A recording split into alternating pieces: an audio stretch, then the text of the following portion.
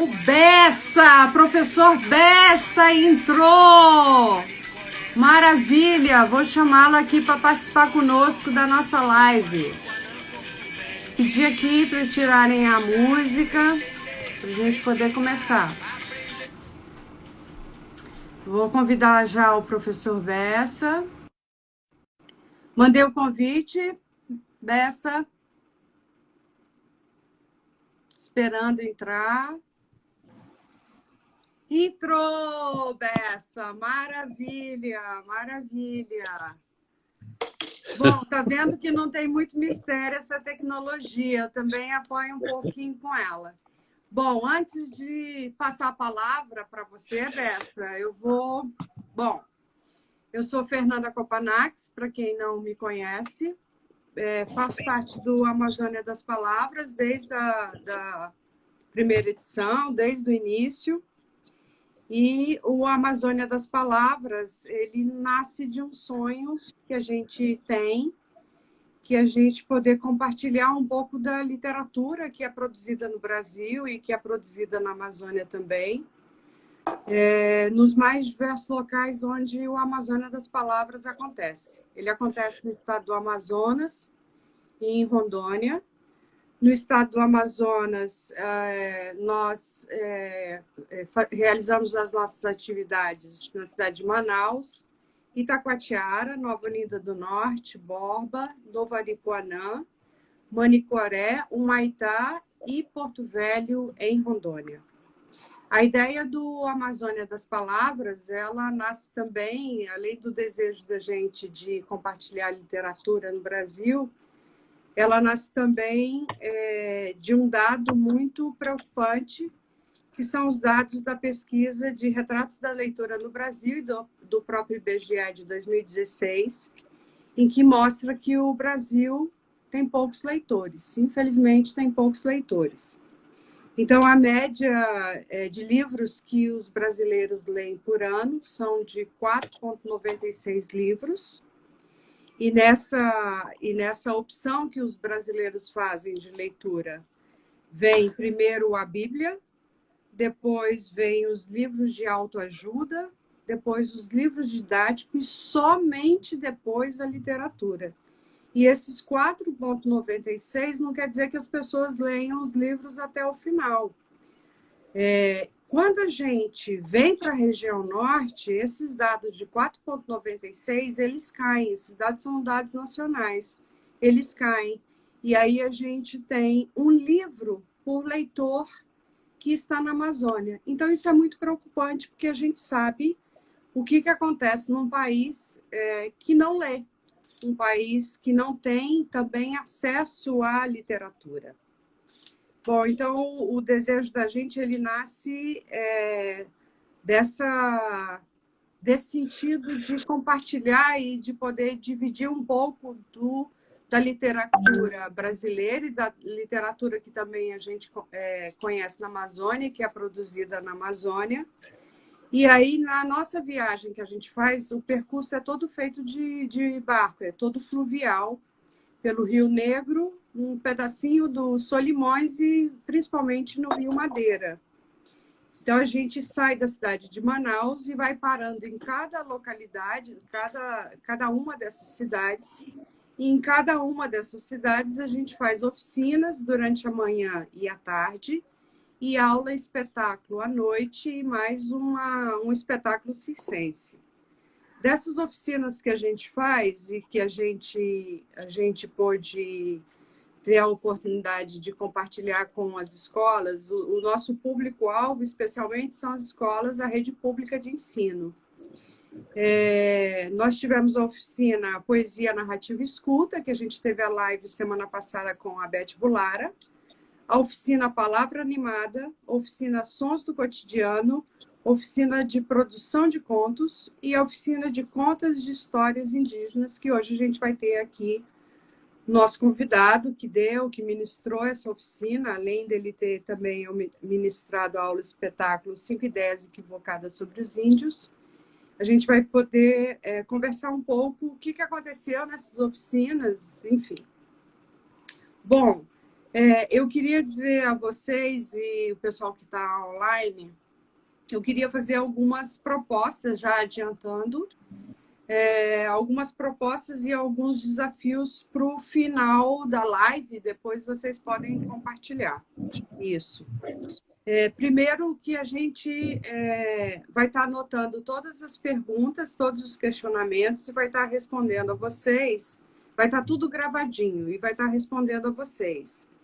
Mas eu queria propor 2 desafios a vocês. O primeiro desafio que a gente pensou para hoje é que vocês digam para a gente, e aí pode colocar na última postagem do Amazônia das Palavras, no Instagram, ou então no próprio Facebook também, qual foi ou quais foram os livros com autores indígenas que vocês já leram.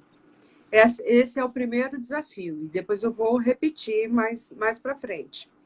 O outro desafio que a gente está propondo hoje para vocês é vocês escreverem uma carta para gerações futuras, para aqueles que ainda virão, falando um pouco da experiência que vocês têm com os próprios povos indígenas e se vocês são povos indígenas, povos originários. Fazer uma carta como se a gente estivesse fazendo uma carta. Aliás, na verdade, não é como se estivesse fazendo, é uma carta para o futuro, é uma carta para aqueles que virão.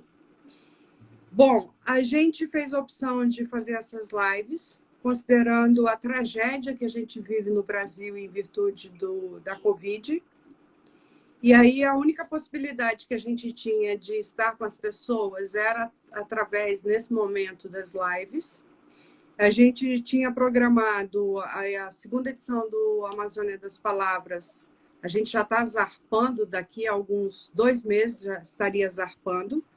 Mas, infelizmente, a gente não pode fazer isso porque as atividades da gente, na verdade, aglomeram um monte de gente, um monte de aluno, e considerando o Covid, a gente não vai poder estar com vocês. Mas, se Deus quiser, o ano que vem a gente vai estar. Eu queria apresentar, de forma bem resumida, o professor Bessa.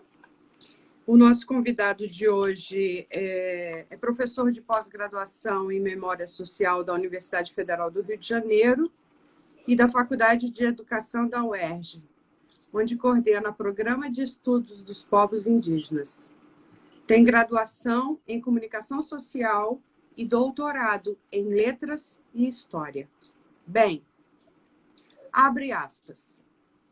Foi a primeira vez em 520 anos de Brasil que uma ação indígena com um advogado indígena entrou num tribunal.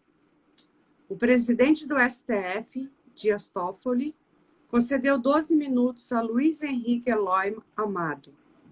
Tempo suficiente para dizer tudo o que era preciso e lançar o grito de socorro dos povos indígenas. Durante muitos séculos, ele falou, esta qualidade de sujeito ativo de direitos nos foi negada. Ainda no período colonial, pairava a dúvida se os índios seriam seres humanos, se tinham alma. Foi preciso uma bula papal para reconhecer a humanidade dos índios.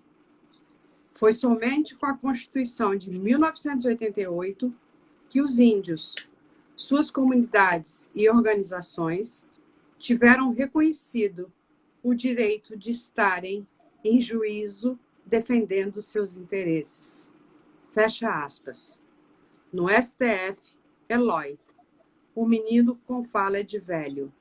Está aqui para ti, 9 de agosto de 2020, José Ribamar Bessa.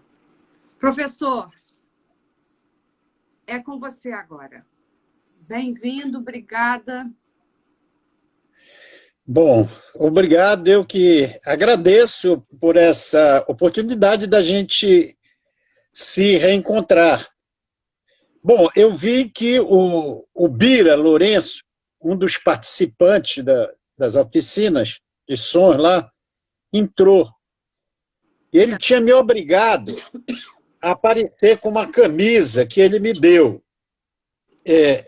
Eu já entrei e agora eu vou tirar para ficar com a camisa da Amazônia das Palavras, mas já cumpri com a minha promessa. Bom, para dizer assim que eu sou amazonense, nascido no Beco da Bosta, no bairro de Aparecida, em Manaus.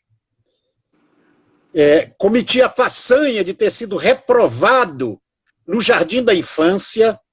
Eu não conheço ninguém que tenha sido reprovado no Jardim da Infância. Eu fui para vergonha das minhas irmãs, porque mandaram desenhar com uma cor o triângulo, com outra o círculo, e eu errei tudo, porque eu também fugia um pouco da escola quando eu podia. E aí eu estudei o curso normal do Instituto de Educação do Amazonas, à noite, numa época em que homem não fazia o curso normal. Então, tinha eu e 68 colegas mulheres. Era, assim, um paraíso. E de manhã eu cursava o curso clássico no Colégio Estadual do Amazonas. Eu tenho 9 irmãs e 2 irmãos. Aos 18 anos vim para o Rio cursar jornalismo. Trabalhei em vários jornais, todos eles fecharam. E o último deles aqui no Brasil foi o Correio da Manhã, no Rio. E vivi 8 anos exilado no Chile, no Peru e na França. E agora, nos últimos 40 anos, tenho trabalhado em curso de formação de professores indígenas e fiz um doutorado em literatura comparada. Nos cursos de formação, os índios me contaram muitas histórias. Foram essas histórias que algumas delas que eu levei também para as oficinas. É isso, assim, em termos de apresentação. A Fernanda perguntava se existia alguma diferença entre realizar uma formação na Amazônia e em outros locais do Brasil. Bom, existem muitas coisas em comum, né? Na época da minha escolaridade, o currículo era único, era o mesmo para todo o país. Mas a base do livro didático era o Sul Maravilha. A Amazônia estava excluída. Então, eu estudei, por exemplo, nos livros da infância brasileira, e Pedrinho e seus amigos, só para citar um exemplo, né? E eu lembro de uma poesia que a gente decorava e que eu nem sabia direito o que era, que dizia: pinheiro, dai-me uma pinha, pinha, dai-me um pinhão, menina, dai-me um abraço, que eu te dou meu coração. Nunca a menina me deu o abraço, nem muito menos o seu coração, né? Porque eu nem sabia que diabo era pinhão, né? O cupuaçu, o açaí, o patauá, o buriti, o taperebá não faziam parte do universo do livro didático. Bom, aí você diz, bom, mas era uma oportunidade de eu aprender o que era o pinhão lá do sul, do Paraná. É verdade, mas isso seria uma aprendizagem se no Paraná ele estivesse aprendendo também o que é açaí, o que é buriti, o que é cupuaçu, e isso não acontecia. Então, a gente era um pouco discriminado. Eu me lembro que quando eu cheguei no Rio de Janeiro para cursar jornalismo, assim, numa das primeiras aulas, meu nome era no meio da lista, José, né? O professor vem chamando os nomes na chamada. Quando chamou meu nome, eu disse presente, e a sala explodiu numa gargalhada. E eu não entendia por que estavam rindo. E depois eu perguntei de uma colega, já no intervalo, por que tinham rido. Ela disse que é porque não era presente, era presente. Então, de repente, eu me vi, então, como amazonense. E eu não senti, olha só, como uma discriminação pessoal a minha fala. Era muito mais grave. Eu senti como uma censura ao que eu era, a minha mãe, as minhas irmãs, ao meu bairro, a minha cidade, a forma como a gente falava lá. E eles confundiam uma certa forma de falar do Rio de Janeiro com a forma certa de falar, né? Que era uma tremenda bobagem. E isso me fez, então, pensar um pouco nessa questão identitária e das línguas. A Fernanda tinha perguntado também... Na verdade, gente, só para o pessoal entender, eu tinha feito um roteirinho e tinha mandado para o professor Bessa para a gente ir trocando umas ideias, o que eu acho que seria bacana, é importante que ele falasse. Uma das questões que eu cheguei a colocar para ele foi sobre como é que surge o seu interesse. Tudo bem, você é amazonense, né? Mas como é que surge o seu interesse com relação à origem das línguas indígenas amazônicas e qual a influência delas que elas têm com relação a gente no restante do Brasil, entendeu? Era basicamente a primeira ideia que eu tinha pensado em a gente dar uma desenvolvida. Isso, quer dizer, eu na verdade, eu estava fazendo uma tese de doutorado inacabada na França sobre a organização da força de trabalho indígena na Amazônia, no período colonial. Aí eu entrei nos arquivos na França, fui aos arquivos de Portugal, Espanha, e começou a aparecer muita coisa, muita informação fragmentada, mas bastante volumosa, sobre as línguas.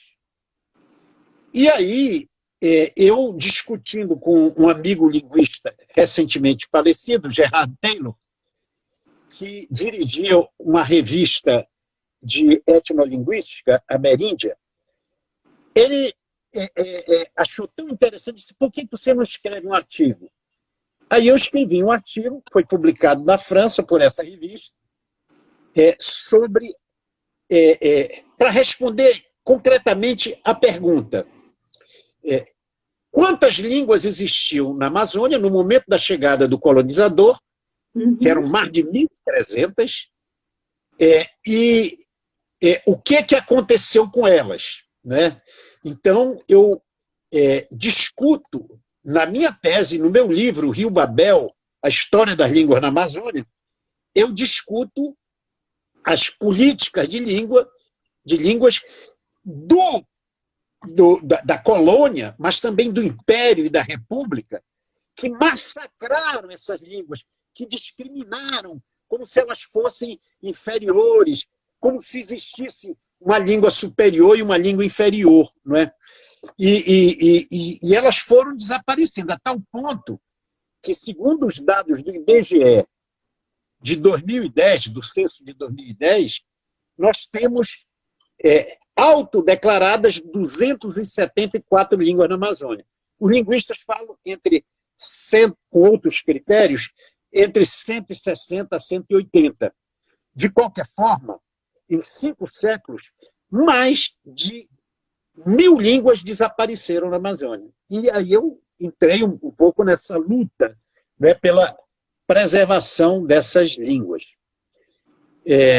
que me afeta-se diretamente, porque eu sou professor há 40 anos em curso de formação de professores indígenas, aqui no Rio, mas também na Universidade Federal de Santa Catarina, na Universidade Federal de Minas Gerais, na Universidade Federal do Espírito Santo, na Universidade Federal do Amazonas, na Universidade do Estado do Amazonas, na Universidade do Acre. Enfim, eu tenho dado módulos de cursos formando professores indígenas.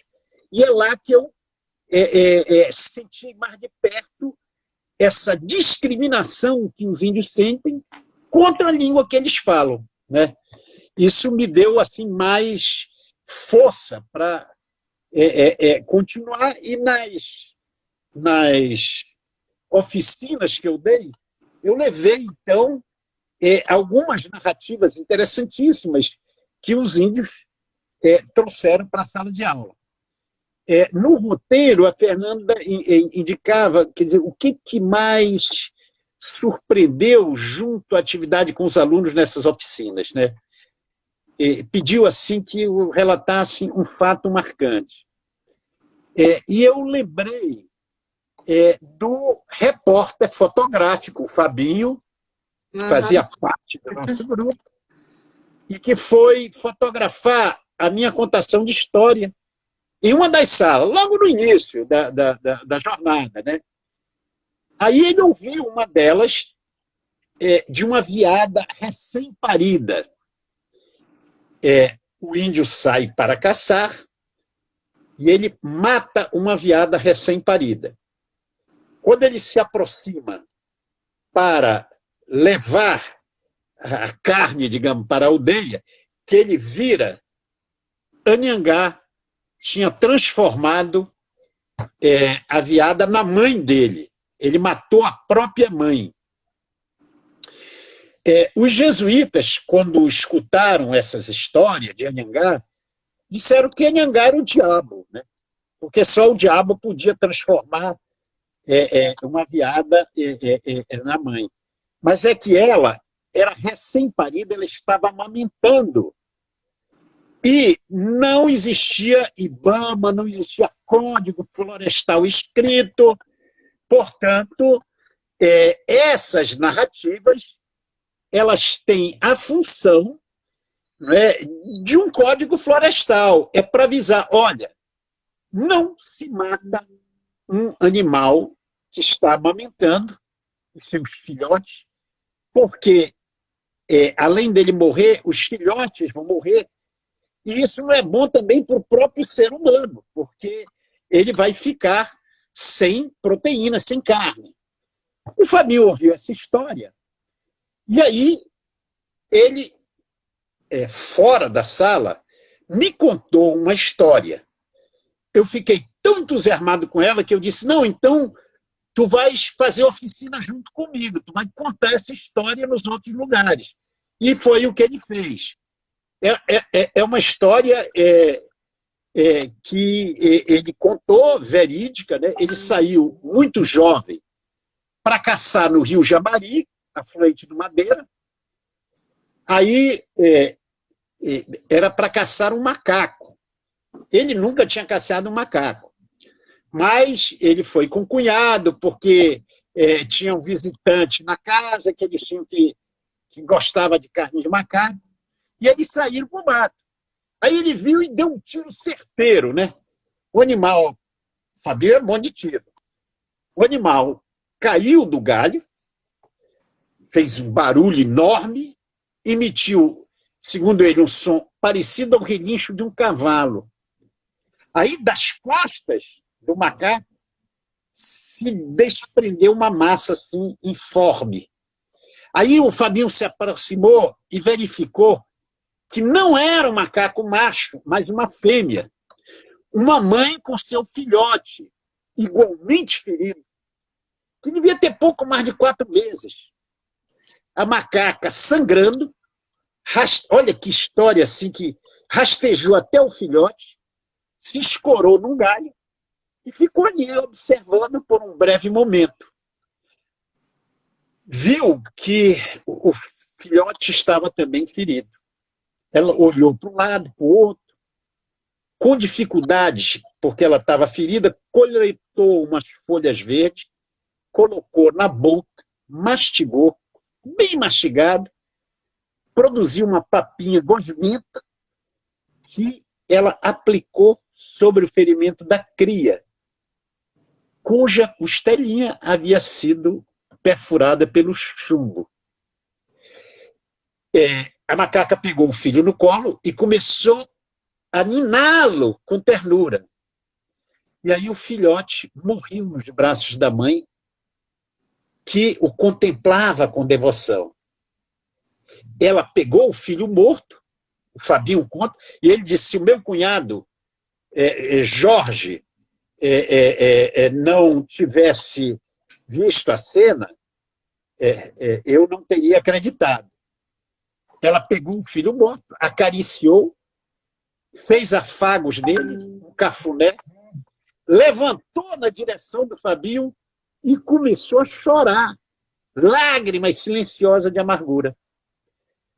E o Fabinho disse que era como se ela estivesse recriminando, dizendo, olha aí o que você fez, você não tem vergonha?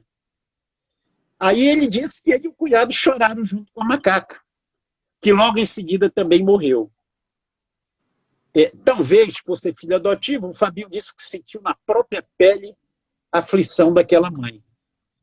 E ele disse que carregou o sentimento de culpa, se sentindo um assassino. Passou várias noites sem dormir, tentando se desviar do olhar e do choro da bichinha, né? E a mãe dele, adotiva, então, explicou, consolou. Mas o que essa história também está dizendo? Né? Ela está trazendo para as crianças, e o Fabinho ajudou nisso, e o Fabinho conta a história melhor do que eu, porque ele viveu, né? Mas ele contou para as crianças... Viu? E chora. Ele chora. Uhum, isso é altamente educativa a história, né? Porque nos ensina, digamos, a humanidade, entre aspas, existente nos animais, né? O sentimento dos animais, a capacidade de empatia com eles. Então, essas histórias são importantes também. João Barbosa Rodrigues, que recolheu um botânico carioca do século XIX, que foi a Manaus para organizar o Jardim Botânico, que recolheu alguma dessas histórias, né? Ele dizia que numa sociedade sem livros, sem escrita alfabética, que não são sociedades, coitadinhos, carentes de escrita de livro. Não eram carentes, eram independentes do livro. Não precisavam do livro da escrita para se reproduzir. Então, nessas sociedades, diz o Barbosa Rodrigues, nessas sociedades, as narrativas orais são enciclopédias, são os livros, são elas que ensinam. E ele conta uma história que eu contei também, eu contei em Manaus, a história da sogra do Jacamim.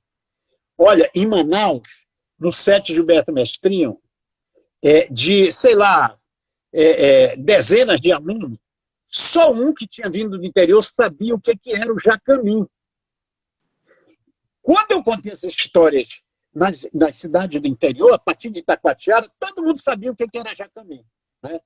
Aquela ave da Amazônia, né? E o Barbosa Rodrigues conta, então, a história de que a sogra do Jacamim estava observando o Jacamim no terreiro comendo.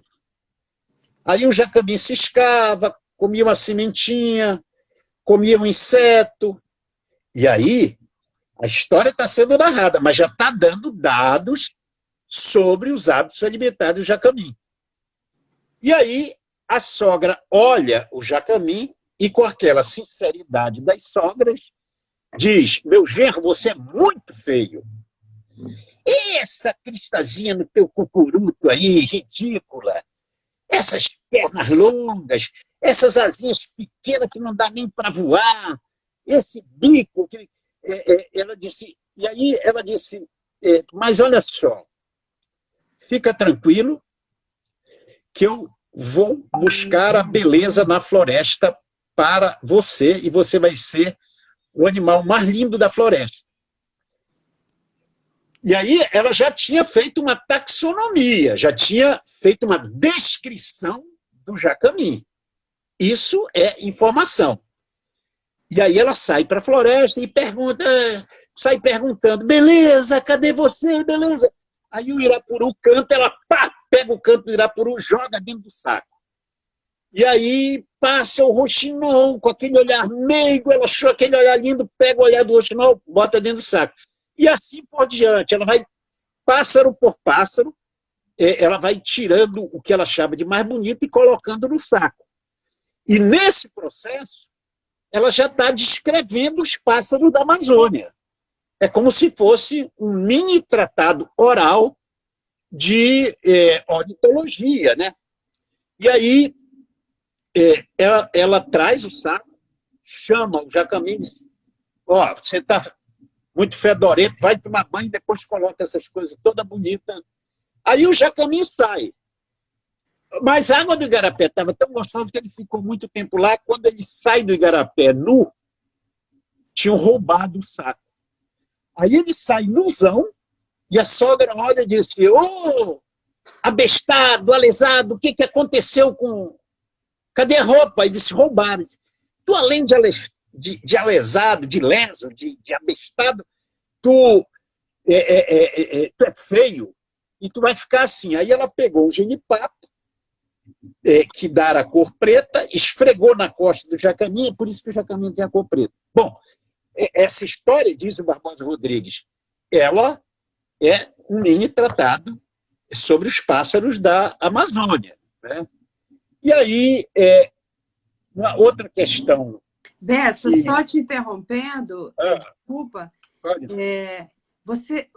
a história do Jacamim, mas a história do Fabinho, quando você estava trabalhando com os estudantes em todas as cidades que nós percorremos e passamos, você acha que essa literatura é uma literatura que está à flor da pele nessas pessoas e elas têm trabalhado? Como é que elas recepcionaram as suas próprias histórias? Porque essas histórias são histórias que a gente escuta na Amazônia com muita frequência, né? Como é que essas histórias estão ou foram afloradas ou não com relação aos próprios alunos, para que eles pudessem trabalhá-las, inclusive? Isso. Olha só, Fernanda, na minha cidade, onde eu nasci, em Manaus, eu encontrei um pequeno grupo apenas interessado. Manaus, como cidade, com mais de 2 milhões de habitantes, é um cemitério de línguas indígenas e um pouco o cemitério dessas histórias, né? Você está mais preocupado com o pinheiro que te dá a pinha e o pinhão e a menina que dá um abraço no coração, do que propriamente com a realidade amazônica. Então, eu senti um pouco que uma certa dificuldade de trabalhar com o conjunto. Havia um núcleo muito interessado, que depois... sobretudo meninas que vieram conversar, etc., e ouvir outras histórias, mas eu senti que a recepção não foi a mesma que no interior. Porque quando a gente fala de Jacamim, fala dos pássaros, todo mundo ali tem uma experiência pessoal, né? Que é diferente daquela criança que está em Manaus. Você tinha também... interesse em saber qual o desafio em trabalhar essa literatura nas escolas e, na atualidade, num país que tenta impor taxas sobre livros, né? Aí eu pensei... Como aflorar isso, entendeu? Isso. Porque a história tem histórias incríveis, entendeu? E que se modificam e, ao mesmo tempo, se repetem ao longo do trajeto que a gente faz no próprio Amazônia das Palavras, né? Isso.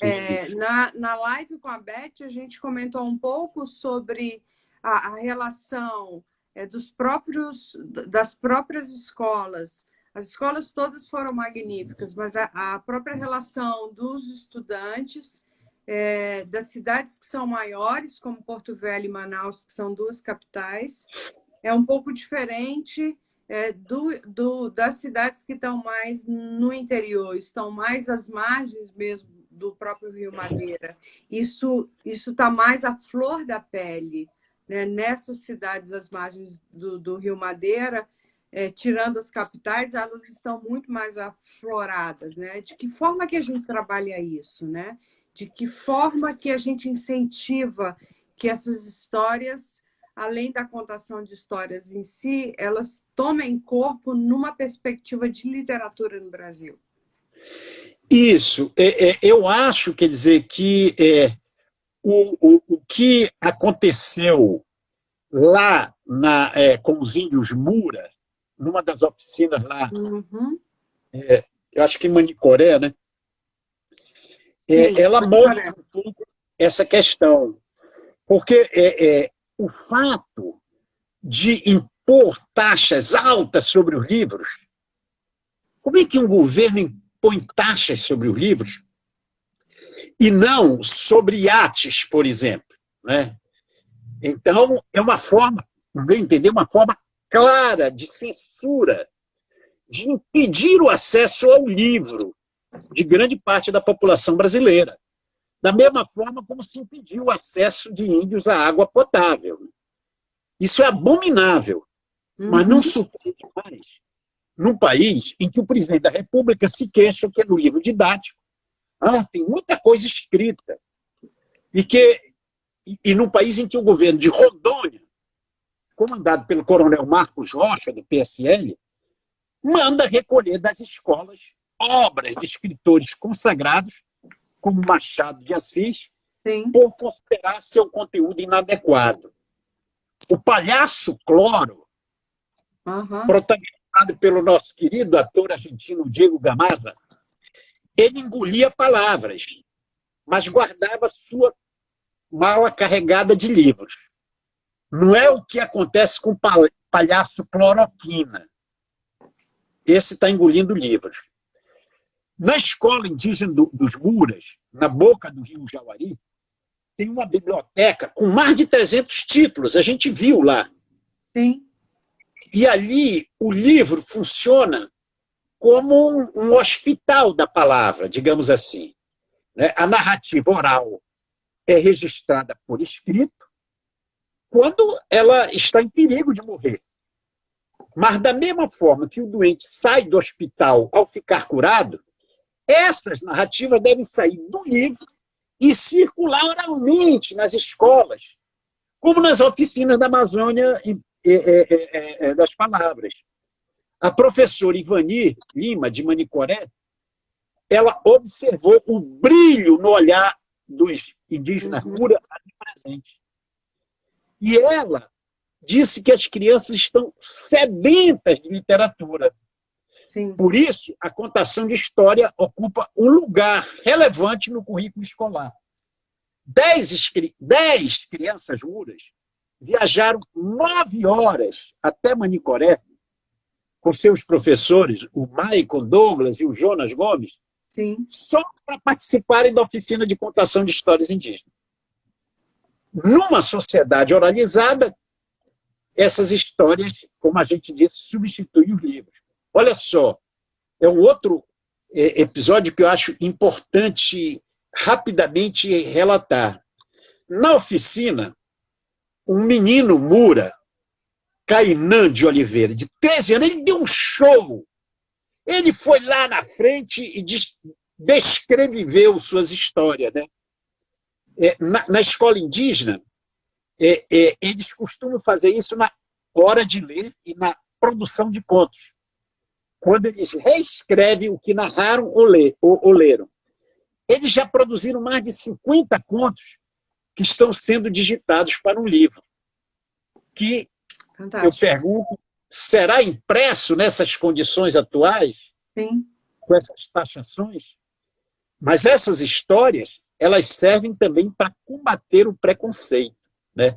Na aula Espetáculo em Borba, que a gente até não falou na aula, um menino muito inteligente e questionador, de voz firme, discurso fluente, de 11 anos. Ele me fez uma pergunta falando aquilo que estava provavelmente na cabeça de muitos adultos ali presentes. Alguns responsáveis por sua formação, eram seus professores.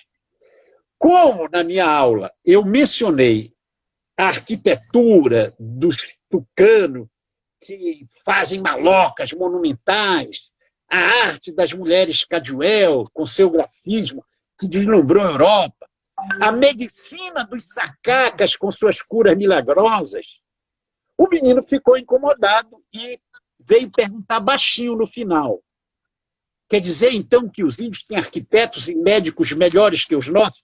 Aí eu digo, não, você tem que fazer essa pergunta aqui no microfone, para todo mundo ouvir, porque, na verdade, não era uma pergunta dele, né? E aí, tinham mais de 400 pessoas de todas as idades lotando a quadra da escola estadual. Uhum. E não era uma pergunta inocente. A alegação de uma pretensa superioridade visava mostrar o absurdo de reconhecer o saber do outro, né? Na cabeça deles, índio selvagem é ignorante. E o tom de voz irônico do menino revelava a recusa em admitir que os índios pudessem criar conhecimentos em vários campos do saber. Arquitetura, medicina, arte, tantos outros exemplificados naquela aula. Botânica, zoologia, né? O reconhecimento dos saberes indígenas foi interpretado como a defesa de uma superioridade que em nenhum momento foi afirmada. É que essa ideia de que o índio é um selvagem atrasado desestabiliza as convicções e certezas ancoradas em preceitos e preconceitos seculares, inclusive no interior do Estado. Eu fico pensando, eu queria estar lá, mas eu vou até procurar. A sustentação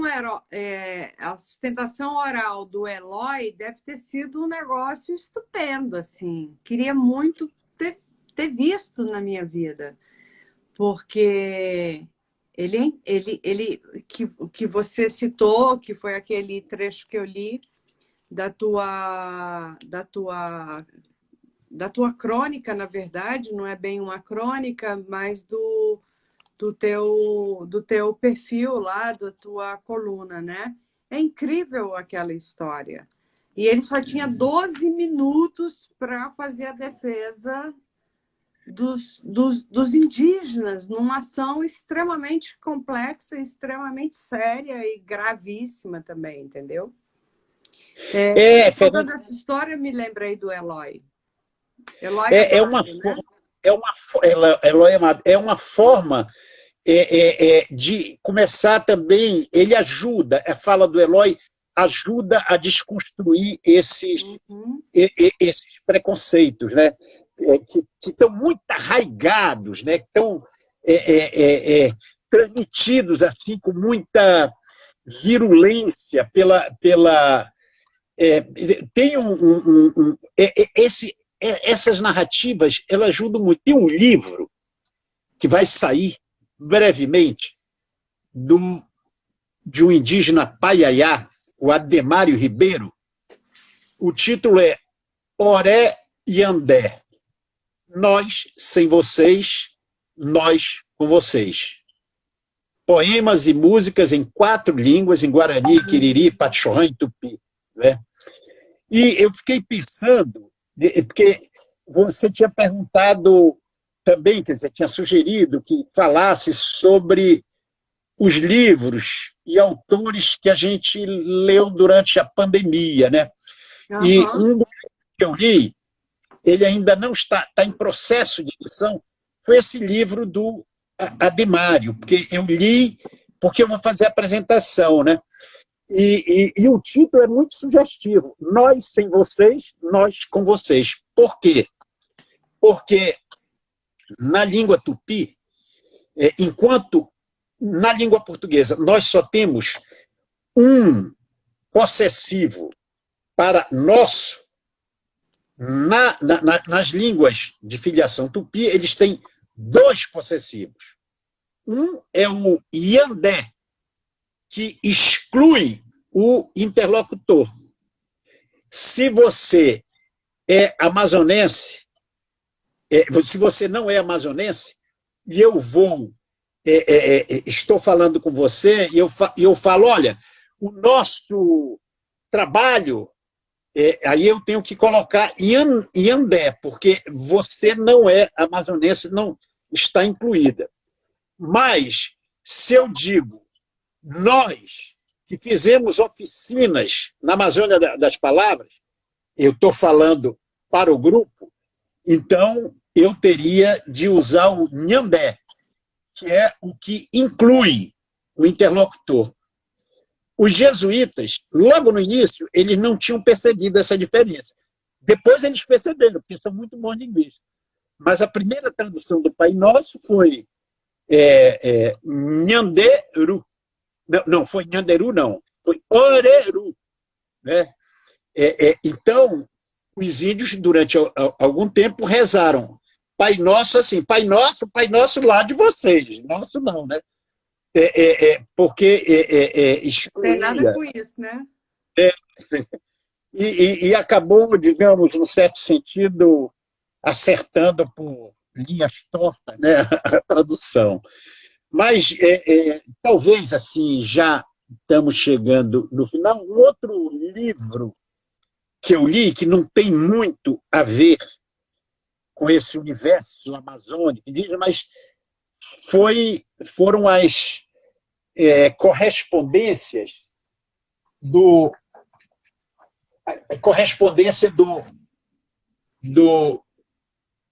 Julio Cortázar. O Julio Cortázar é um escritor argentino. São 5 tomos com mais de 8.000 cartas. Mas como eu li os contos dele, li as novelas dele, é assim um enorme prazer reler. Ele é um bom contador de história, né, por escrito.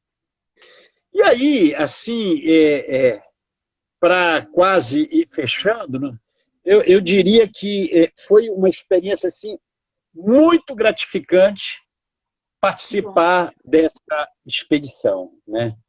Uma equipe de mais de 30 pessoas, cinegrafistas, fotógrafos, escritores, jornalistas, professores, pessoal de apoio logístico. Eu lembro aqui a dona Francisca e o Henrique, porque eles convidaram a cozinha, e isso é uma coisa que toca a gente, né? Além dos tripulantes, maquinistas, pilotos, né? As oficinas que foram ministradas, como você anunciou no início, pelo José Roberto Toreiro, que foi o nosso escrivão da frota, né?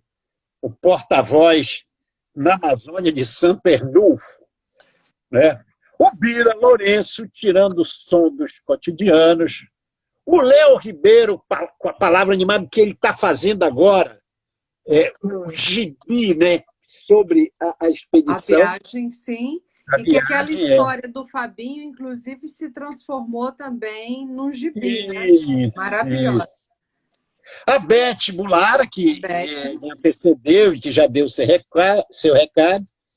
E eu acho que era importante Daniel enfatizar Munduruku, que a gente tem próxima live semana que vem, na sexta-feira, mesmo horário, é com Daniel Munduruku, figura. Isso, Daniel Munduruku, que participou do início do projeto, deu aquela aula magistral, né, no início. E o ator argentino, Diego Gamarra, o palhaço que engole letras, que apresentou o espetáculo circense. Eu acho que a participação dele foi extremamente importante. Como ela alegrou a nossa vida, né? E digamos que a Amazônia das Palavras foi assim cansativo, né? A gente de manhã e de tarde nas oficinas com as crianças, de noite ainda tinha a chamada aula espetáculo, né? Agora, apesar de ser cansativo, foi altamente gratificante. Olha, realmente Verdade. era uma atividade prazerosíssima, sobretudo porque os companheiros, não apenas de oficina, mas o conjunto todo, né, acabou se formando uma equipe com altíssimo astral, com humor. A gente riu muito, a gente estabeleceu laços afetivos, Uhum. né, fez amizades, conheceu um pouco mais o universo dos outros. Foi muito bom, olha, muito bom como experiência existencial também, né? De, de conhecer o outro, realmente, de conviver com o outro num barco navegando sobre o Rio Amazonas. Não tem, quando eu conto isso, contei para os meus alunos nas duas universidades onde eu leciono, na UERJ e na Unirio, e eles disseram, puxa, a gente está morrendo de inveja, porque realmente é para se ter uma santa inveja, né? Bessa, como a gente está 5 minutinhos já, e aí a gente sai do ar, querendo ou não querendo, a gente sai do ar.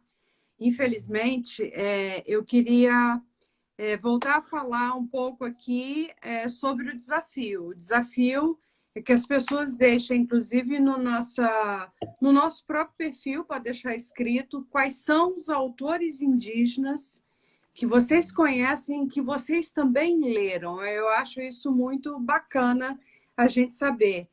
Segunda-feira, quando eu levantei, essa semana acordei, tem um jornal grande aqui no Brasil e que ele sugeria que se comprasse literatura infantil. E aí eu fui dar uma olhada, né? Pô, bacana, literatura infantil, vou comprar livro. E o que mais me surpreendeu e de alguma forma me chocou é que a literatura infantil que o jornal indicava era Branca de Neve, Três Porquinhos e por aí vai. Nada contra a Branca de Neve, dela ter morado com 7 homens, inclusive, mas assim, a gente tem tanta coisa bacana, por que não a nossa literatura? Por que não a literatura também indígena? Então, o desafio é de vocês dizerem para a gente aqui do Amazônia das Palavras quais os livros que vocês conhecem, já leram de autores indígenas, e o outro desafio é escrever uma carta para a geração futura sobre os povos originários, né? Esse eu acho que é um desafio que a gente coloca aqui. Queria aproveitar para dizer para vocês que na sexta-feira que vem a gente vai ter uma live com o Daniel Munduruku, que também trabalhou como Bessa conosco. E aí eu te deixo à vontade nos próximos 3 minutos, Bessa. Te agradeço muitíssimo para você falar. Não, eu vou no teu barco aí para dizer que quem não leu ainda o Daniel Munduruku, procure ler, porque vai se deliciar. E eu lembraria também, eu sei que não estamos em horário eleitoral, mas que o Daniel é candidato a prefeito de Lorena, de São Paulo. Exatamente. E que o Fidelis Baniwa é candidato a prefeito de Santa Isabel. E de que essa caminhada de índios que estão se candidatando para vereador, para prefeito, etc., ela é extremamente importante para abrir esses espaços de diálogo, né, das culturas indígenas com o seu entorno, né, com a sociedade nacional e a sociedade regional envolvente. Então, eu estou com a camisa da Amazônia das Palavras, mas brevemente... Eu estou com a xícara, tá? Eu estou com a xícara, tá? Brevemente vestirei a camisa do Daniel Munduruku, do Fidelis Baniwa, do Irau Moreira, um Guarani, que é candidato a vereador lá em Biguaçu, em Santa Catarina, né? Então, os índios estão se mexendo, estão se movendo, sobretudo porque, né, a política indigenista do atual governo, ela é efetivamente genocida. E eu nunca pensei na minha vida que eu um dia iria concordar com o ministro Gilmar Mendes, que denunciou essa política como genocida.